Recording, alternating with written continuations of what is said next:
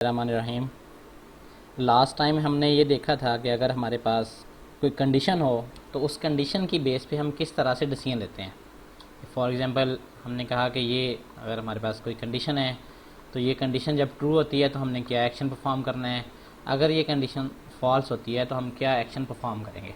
तो इस केस के अंदर हमने कहा था ये हमारा जो डायमंड बॉक्स है ये यूज़ होगा for the purpose of decision making, कि अगर हमने किसी कंडीशन के ऊपर फैसला करना है तो हम ये बताएंगे कि अगर हमारी ये कंडीशन जो है ये ट्रू होती है तो हमने क्या एक्शन परफॉर्म करना है, और अगर ये कंडीशन फॉल्स होगी तो हमने किन स्टेटमेंट्स को एग्जीक्यूट करना है।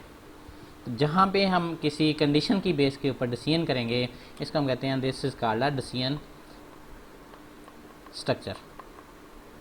अब डिसीजन स्ट्रक्चर के अंदर हमने जो फर्स्ट स्ट्रक्चर था उसको डिस्कस किया था कि हम स्टार्ट के अंदर इफ़ जो है वो कीवर्ड राइट करेंगे, देन हम कंडीशन बताते हैं। अब ये हमारी जो कंडीशन है अगर ट्रू होगी तो हमने क्या एक्शन लेना है, तो जो एक्शन हमने लेना होगा या जो हमने स्टेटमेंट्स जो हैं वो एग्जीक्यूट करनी होंगी वो उनको हम दो करली ब्रेसेस के अंदर लिखेंगे। तो यहाँ पे हम कहते हैं this is called a block of code होगा। जब ये कंडीशन ट्रू होगी तो ये ब्लॉक ऑफ कोड जो है ये एग्जीक्यूट करेगा। अगर ये कंडीशन फॉल्स होगी, मीन यहाँ से हमारा अगर आंसर जो है वो फॉल्स आता है, कंडीशन किसी वजह से फॉल्स होती है, तो इस केस के अंदर ये वाली जो स्टेटमेंट्स होंगी ये इग्नोर हो जाएंगे, मीन ये स्टेटमेंट्स जो हैं वो एग्जीक्यूट नहीं होंगे। तो लास्ट टाइम हमने जो एग्जांपल डिस्कस की थी उसके अंदर हम यूज़र से इनपुट करवा रहे थे कि वो मार्क्स इंटर करेगा यूज़र। इस मार्क्स की बेस के ऊपर हम डिसीजन करते थे। हमने इफ़ के अंदर कंडीशन लिखी थी कि अगर हमारे ये मार्क्स जो हैं वो greater than or equal to 60 हैं, इस केस के अंदर हमने कहना है कि स्टूडेंट जो है वो पास हो गया। तो इसमें हमने यूज़र को एक मैसेज दिया था कि कांग्रेचुलेशन, आप जो है वो पास हो चुके हैं, आपने ये सब्जेक्ट जो है ये क्लियर कर लिया है। इस केस के अंदर हमने ये देखा ये जो कंडीशन है इसके अंदर हमने डिसीजन लेना होता है। तो डिसीजंस के लिए हमने बेसिक जो एक्शन परफॉर्म करना होता है वो हम कंपैरिजन करते हैं। अब हम ये कंपैरिजन किस तरह से करते हैं, या कंपैरिजन के ऑपरेटर कौन कौन से हैं। तो जो फर्स्ट ऑपरेटर है कंपैरिजन का इसको हम कहते हैं इक्वल टू। ये दो चीज़ों को कंपेयर करता है। मैंने अगर कंपेयर करना है कि एक मेरे पास ए वेरिएबल है इसकी कुछ वैल्यू है, बी है इसकी कुछ वैल्यू है, अगर मैंने ये कंपेयर करना हो क्या ए और बी दोनों की वैल्यू बराबर है, तो अगर मैंने इस तरह से राइट कर दिया इसके साथ, तो अगर इन दोनों की वैल्यू बराबर होगी तो यहाँ पे मेरे पास जो है ये ट्रू आंसर आएगा। जब ट्रू आएगा तो यहाँ पे जो भी स्टेटमेंट्स लिखी होंगी वो एवेलुएट हो जाएंगे। तो ये जो फर्स्ट है जिसको हम कहते हैं दो इक्वल के साइन हमारे पास हैं, इसको हम कहते हैं जिसको हमने कंपैरिजन करना है बेसिकली, कि हम कंपेयर कर रहे हैं क्या जो दो मैं वेरिएबल लिखता हूँ या कोई भी दो वैल्यूज़ लिखता हूँ क्या ये दोनों बराबर हैं कि नहीं है। अगर बराबर होंगे तो इस केस के अंदर जो आंसर आएगा ये ट्रू आएगा। अगर ये मेरे पास दोनों बराबर नहीं होंगी तो आंसर मेरे पास फॉल्स आएगा। इसके अलावा हमारे पास क्या है, तो दूसरा कंपैरिजन ऑपरेटर हम लेते हैं कि जिसमें हम दो वैल्यूज़ को कंपेयर करते हैं, लेकिन इस केस के अंदर हमने ये कंपेयर किया कि इसकी वैल्यू हमारे पास ट्रू तब आएगी, हम कहते हैं ए नॉट इक्वल टू बी है। तो ये जो सिंबल है ये नॉट का सिंबल है और ये हमारे पास इक्वल का सिंबल है, तो इसको हम पढ़ेंगे नॉट इक्वल टू। अब इस केस के अंदर हमारे पास जो है वो ट्रू कब आएगा। फॉर एग्जांपल मेरे पास ए वेरिएबल है, इसकी वैल्यू 10 है, बी की वैल्यू जो है वो 7 है। तो अगर मैंने ये चेक किया कि if a not equal to b, तो इस केस के अंदर चूँकि दोनों की वैल्यू डिफरेंट है तो इस केस में इसका आंसर जो है वो ट्रू आएगा। ये जब मेरे पास एवेलुएट होगा तो इस केस के अंदर इसका जो लॉजिकल आंसर होगा ये ट्रू आएगा। अगर इन दोनों की वैल्यू बराबर होती, मीन यहाँ भी 10 होता वहाँ भी 10 है, तो नॉट इक्वल टू के केस में अब चूँकि दोनों वैल्यूज़ बराबर हैं तो इस केस में इसका आंसर जो है वो फॉल्स आना था। ये इसका आंसर ट्रू तब आता है जब दोनों वैल्यूज़ जो हैं वो डिफरेंट वैल्यूज़ होती हैं। इस केस के अंदर जो हमने शुरू में पढ़ा जिसमें हम दो इक्वल टू के सिंबल यूज़ करते हैं, जिसमें हम कहते हैं हम कंपैरिजन परफॉर्म कर रहे हैं, इसमें अगर हमारे पास दोनों की वैल्यू जो लेफ्ट साइड पे लिखेंगे और राइट साइड पे होगा दोनों वैल्यूज़ हमारे पास सेम होगी, तो उस केस के अंदर इसका आंसर जो है वो ट्रू होएगा। अदरवाइज़ इसका जो आंसर है ये फॉल्स आएगा। इसके अलावा हमारे पास कंपैरिजन के लिए जो ऑपरेटर्स हैं हम कहते हैं कि ये लेस देन है। For example a less than b है कि नहीं है, हमने ये चेक करना है। अगर ए की वैल्यू बी से लेस होगी तो इस केस के अंदर ट्रू आएगा, अदरवाइज हमारे पास आंसर जो है ये फॉल्स आ जाएगा। इसी तरह हमारे पास जो है लेस देन इक्वल टू, जो मैथमेटिक्स के अंदर हम लेस देन इक्वल टू इस तरह से राइट करते हैं कि अगर हमने चेक करना हो A less than equal to B है तो उसको हम इस तरह से राइट करते हैं, जबकि प्रोग्रामिंग के अंदर हमने जो लेस देन और साथ इक्वल टू का सिंबल इस तरह से यूज़ करते हैं। अगर मैंने चेक करना हो क्या ए की जो वैल्यू है वह लेस देन इक्वल टू है तो इस केस के अंदर ट्रू रिटर्न करना है। अब इस केस में क्या होगा कि बी की वैल्यू अगर ए से के बराबर है या मेरे पास जो है ए की वैल्यू बी से छोटी है, अगर ए की वैल्यू बी से छोटी है या दोनों बराबर हैं तो उस केस के अंदर मेरे पास आंसर जो है वो ट्रू आएगा, अदरवाइज क्या आना है मेरे पास फॉल्स आना है। मेन अगर मेरे पास बी जो है वो ए से ग्रेटर है तो इस केस के अंदर जो है हमारा आंसर जो है वो बी ए से ग्रेटर है, इस केस के अंदर हमारा आंसर ट्रू आएगा। अदरवाइज मेरे पास अगर ए की वैल्यू जो है वो बी से बढ़ती है तो उस केस के अंदर इसका आंसर फॉल्स आएगा। एग्जांपल लेते हैं, हम कहते हैं फॉर एग्जांपल ए की वैल्यू जो है मेरे पास 10 है और बी की जो वैल्यू है दैट इज़ 70। तो इस केस में आप देख सकते हैं ए की वैल्यू लेस है और बी की जो है वैल्यू ए से ग्रेटर है, इस केस के अंदर आंसर जो आएगा वो ट्रू आएगा। अगर मेरे पास इस तरह से हो ए की वैल्यू 10 हो बी की वैल्यू 10 हो तो इस केस के अंदर भी आंसर ट्रू आएगा क्योंकि ए और बी की वैल्यू बराबर भी है। तो यहाँ पे हम दो चीज़ें चेक कर रहे हैं कि क्या ए की वैल्यू बी से लेस है या हमारे पास ये है कि ए की वैल्यू अगर बी के बराबर है, तो दोनों केस के अंदर आपने ट्रू आंसर देना है। अगर मेरे पास ए की वैल्यू फॉर एग्जाम्पल 20 है, बी की वैल्यू जो है वो 19 है, तो इस केस के अंदर चूंकि ए की वैल्यू बी से बड़ी है तो इस केस के अंदर इसका जो आंसर आएगा वो फॉल्स आ जाएगा। अब हमने ये भी पढ़ लिया कि इफ़ के अंदर हम जो है वो कंडीशनिंग के अंदर लिख सकते हैं लेस देन इक्वल टू का सिंबल या अकेला जो है लेस देन सिंबल इसको यूज़ कर सकते हैं। अगर हमने ये चेक करना हो क्या ए की वैल्यू बी से ग्रेटर है तो इस केस के अंदर हम इस तरह से राइट करेंगे कि इफ़ ए के बाद हम जो है वो ग्रेटर देन का सिंबल लगाएंगे और हम उसके बाद जो सेकंड क्वांटिटी है जिसको हमने जिससे कंपैरिजन करना है वो हम राइट कर देंगे। अब फॉर एग्जांपल ए मेरे पास 19 है, बी इज़ 17, तो इस केस के अंदर मेरे पास इसका जो आंसर आएगा ये ट्रू एवेलुएट होगा क्योंकि ए की वैल्यू बी से ग्रेटर है। इसी तरह अगर मेरे पास ए की वैल्यू जो है वो 15 होती, बी की वैल्यू जो है वो 16 होती, तो इस केस के अंदर चूंकि बी की वैल्यू ए से ग्रेटर है तो हमारे पास इस एक्सप्रेशन का जो रिजल्ट आना था ये फॉल्स आना था। इसके बाद नेक्स्ट हमारे पास जो कंपैरिजन के लिए ऑपरेटर है इसको हम कहते हैं कि ये ग्रेटर देन इक्वल टू हमारे पास सिंबल है। अब इस केस के अंदर ए या तो बी से बड़ा होगा या ए क्या होगा बी के बराबर होगा, तो इस केस के अंदर इसका जो आंसर है वो ट्रू आएगा। अदरवाइज हमारे पास इसका आंसर क्या आना है फॉल्स आंसर आना है। फॉर एग्जांपल ए की वैल्यू मेरे पास 10 है और बी की वैल्यू मेरे पास 8 है, तो इस केस के अंदर इसका जो मेरे पास एक्सप्रेशन एवेलुएट होगी तो ये ट्रू मेरे पास आंसर आएगा। इसी तरह अगर ए की वैल्यू 10 है और बी की वैल्यू भी 10 होती तो इस केस के अंदर भी मेरे पास जब ये एवेलुएशन होगी तो इस केस के अंदर भी ये ट्रू आंसर आ जाएगा। अगर मेरे पास ए की जो वैल्यू है ये छोटी है फॉर एग्जाम्पल 5 है और बी इक्वल टू 7 है, तो इस केस के अंदर इसका जो रिजल्ट आएगा ये फॉल्स आ जाएगा। तो ये हमने देखा कि अगर हमने डिसीजन लेना हो तो डिसीजन करने के लिए हम इस कंडीशन को एवेलुएट करते हैं। फॉर एग्जांपल अगर हमें चेक करना हो क्या ए बी से ग्रेटर है, अगर ए बी से ग्रेटर है तो ट्रू के केस में आपने क्या एक्शन परफॉर्म करना है और अगर वो फॉल्स है तो आपने क्या एक्शन परफॉर्म करना है। एग्जाम्पल हम लेते हैं कि फॉर एग्जांपल अगर आपने यूज़र से नंबर इनपुट करवाने हैं तो हमने लास्ट टाइम ये पढ़ा था कि इसके लिए हम फ्लो चार्ट बना सकते हैं। तो शुरू में हमारे पास स्टार्ट होगा जहाँ से हमने प्रोग्राम स्टार्ट करना है, तो ओवल शेप के अंदर हम इसको रिप्रेजेंट करते हैं। फिर हमने चूँकि इनपुट करवानी होगी तो उसके जो मार्क्स हैं उसको हम इनपुट करवा लेंगे।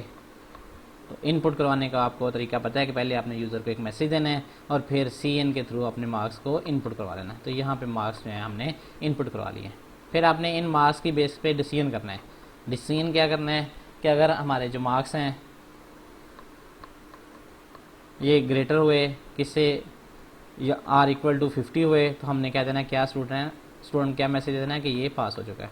अदरवाइज़ हमारे पास क्या है कि ये स्टूडेंट जो है ये फेल है। तो अगर इसका आंसर जो है वो ट्रू एवेलुएट होता है तो आपने मैसेज देना पास है। अगर हमारे पास इस एक्सप्रेशन की जो वैल्यू एवेलुएट होती है वो फॉल्स आती है तो उस केस के अंदर हमने कहना है ये फेल है। तो यहाँ से आने के बाद हम जो है एंड के ऊपर अपने प्रोग्राम को एंड कर देते हैं या टर्मिनेट कर देते हैं, या हम कहते हैं यहाँ पे प्रोग्राम स्टॉप हो गया। तो ये हमारे पास था कि प्रोग्राम का जो फ्लो चार्ट है उसमें सिंगल एंट्री पॉइंट होगा और सिंगल हमारे पास एग्जिट पॉइंट होगा। इसके अलावा हम यहाँ पे चूँकि हमने डिसीजन लेना था तो हमने इफ़ स्ट्रक्चर को यूज़ किया, तो हमारी ये कंडीशन बनेगी कि if marks greater than or equal to 50 हैं, तो इस केस के अंदर आपने क्या करना है, अगर ट्रू वैल्यू आती है तो ये एक्शन परफॉर्म करना है, अगर फॉल्स होती है तो ये एक्शन परफॉर्म करना है। अब हमने जो कल पढ़ा था उसके अंदर हमने ये डिस्कस किया था, हमने सिर्फ एक केस हैंडल किया था कि जिस केस के अंदर हमारे पास वैल्यू ट्रू आती है हम ये एक्शन परफॉर्म कर रहे थे। तो ये जो सेकंड वाला हमारा पार्ट है इसको हमने एक्सप्लोर नहीं किया था कि अगर वो कंडीशन जो है फॉल्स होती है तो उस केस के अंदर हम क्या एक्शन परफॉर्म करते हैं। तो ये वाला जो पार्ट है आज हम इसको एक्सप्लोर करते हैं कि अगर कंडीशन फॉल्स होती है तो उसको हम कैसे हैंडल करते हैं। फॉर एग्जांपल अगर हमने चेक करना है कि if marks greater than or equal to 50 हैं, तो आपने बड़ी आसानी से यहाँ पे हम मैसेज दे देते हैं कि सी आउट कि स्टूडेंट जो है ये पास है।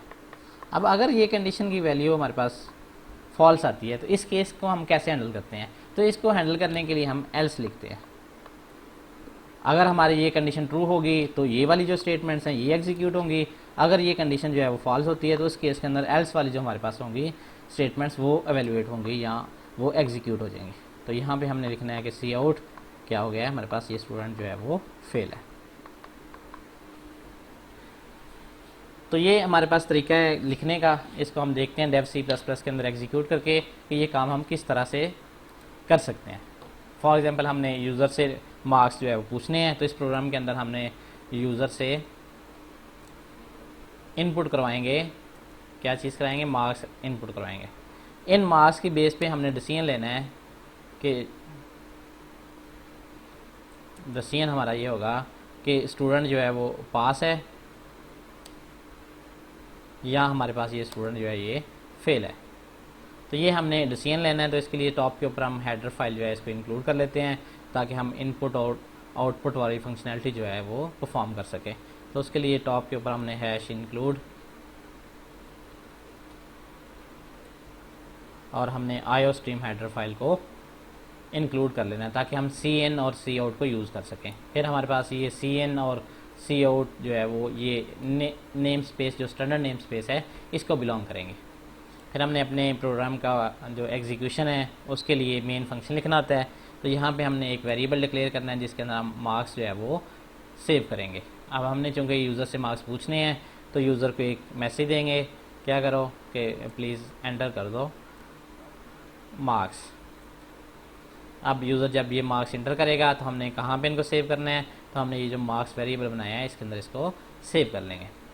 अब हमने इसकी बेस के ऊपर डिसीजन करना है, तो डिसीजन के लिए हमने कहा था हम इफ़ को यूज़ करेंगे। यहाँ पे हमारे पास कंडीशन क्या है कि मार्क्स अगर जो हमारे पास हैं ये greater than or equal to 50 हैं। तो अगर मेरे पास यूज़र के मार्क्स जो हैं वो 50 या इससे अबव हैं तो इस केस के अंदर हमने उसको मैसेज दे देना है कि आप जो है वो पास हो गए हैं।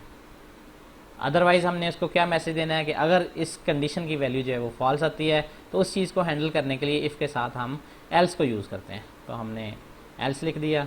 एल्स लिखने के बाद हमने बताना है कि हमने क्या एक्शन परफॉर्म करना है। तो दो करली ब्रेसेस के अंदर हम एक्शन लिखेंगे। तो एक्शन क्या है कि यूज़र को मैसेज दे दो कि जो आपने मार्क्स इंटर किए हैं उस बेस के ऊपर आप जो हैं वो फेल है।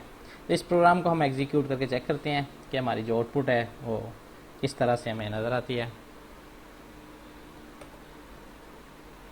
तो हमने अपने प्रोग्राम को कंपाइल किया, तो कंपाइलेशन के दौरान हम देखेंगे अगर कोई गलती होगी जो कि हमारे पास सिंटैक्स एरर होगा, अगर आएगा तो उसको हम रिमूव करेंगे। तो यहाँ पे आप देख सकते हैं कि कोई हमारे पास सिंटैक्स एरर नहीं है, तो इस केस के अंदर एरर जो है वो 0 है। हम अपने इस प्रोग्राम को एग्जीक्यूट करते हैं। तो एग्जीक्यूट करने के लिए मैंने F10 को या ये एग्जीक्यूशन का जो बटन है इसको प्रेस किया। यहाँ पे मैं फॉर एग्जाम्पल मार्क्स इंटर करता हूँ कि 80 मार्क्स हैं। तो इस केस के अंदर आप देख सकते हैं जो हमारी आउटपुट आई है ये पास लिखा हुआ हमारे पास आ गया है कि जो स्टूडेंट है उसने ये सब्जेक्ट जो है वो पास कर लिया है। अब हमने यहाँ पे ये पढ़ा कि अगर हमारे पास स्टूडेंट जो है वो इसके जो मार्क्स हैं ये 50 से ग्रेटर हैं तो हमने इसको कह दिया पास है। अब अगर हम इसको थोड़ा सा लॉजिक को कम्प्लेक्स करना चाहें कि अगर हम ये चेक करना चाहें कि जो स्टूडेंट है इसके मार्क्स अगर 50 से ज़्यादा है और अगर उसके 80 से भी ज़्यादा है तो आपने उसको पास तो शो कराना ही कराना है, साथ आपने उसको ये शो कराना है कि उसके जो ग्रेड है वो ए ग्रेड बन गया। तो अब हम ग्रेड कैसे डिस्प्ले करा सकते हैं। तो यहाँ पे हमने ये कह दिया कि स्टूडेंट के जो मार्क्स हैं अगर 50 से ग्रेटर हैं तो आपने पास करना है, अगर उसके मार्क्स जो हैं वो 80 से ज़्यादा हैं तो आपने क्या करना है, आपने उसको एक मैसेज देना है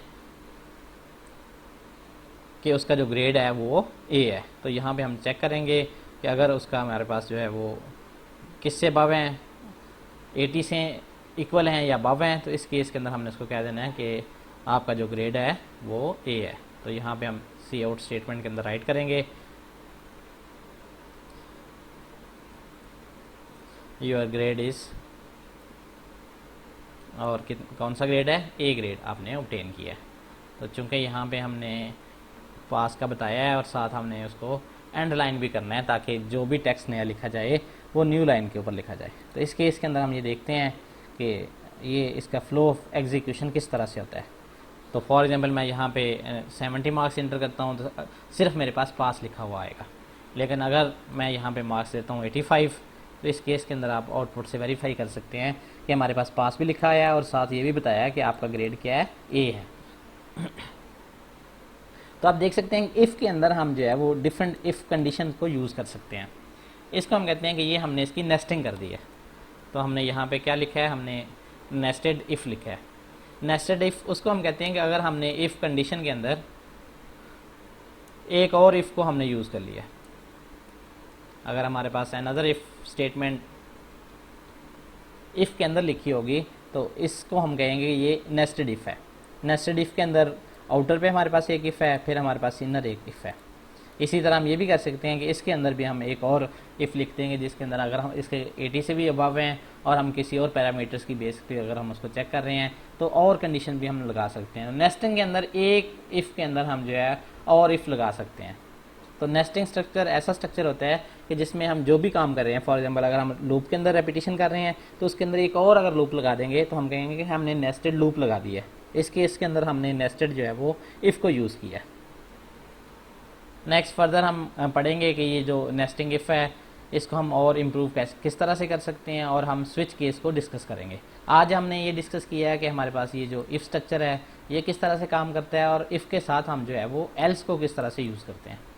तो इफ़ के साथ एल्स को लिखने के लिए हमने क्या करना है कि हमने शुरू के अंदर अगर हमारी कंडीशन ट्रू होगी तो हमने जो चीज़ एवेलुएट करनी है इफ़ के अंदर, ये जो हमारे पास इसका ब्लॉक ऑफ कोड है इसके अंदर राइट कर देते हैं कि अगर हमारी ये कंडीशन ट्रू है तो क्या आपने एक्शन परफॉर्म करना है। अगर हमारी ये कंडीशन फॉल्स हो जाती है ऊपर वाली तो आपने क्या एक्शन परफॉर्म करना है, ये वाला एक्शन परफॉर्म करना है। अगर कंडीशन ट्रू होगी तो ये वाला एक्शन जो है वो एग्जीक्यूट करेगा, अगर हमारी कंडीशन फॉल्स होगी तो ये वाला एक्शन जो है वो एग्जीक्यूट करेगा। दोनों में से एक टाइम के ऊपर एक एग्जीक्यूशन होगी कि जब कंडीशन ट्रू होगी तो ये जो टॉप इफ़ के साथ हमारे पास ये स्टेटमेंट्स लिखी हैं ये एग्जीक्यूट करेंगी। अगर हमारी कंडीशन यहाँ पे फॉल्स होती है तो ये सारे स्टेटमेंट्स इग्नोर हो जाएंगी और कंट्रोल हमारा यहाँ पे आ जाएगा और ये वाली स्टेटमेंट जो है ये एग्जीक्यूट करेगी।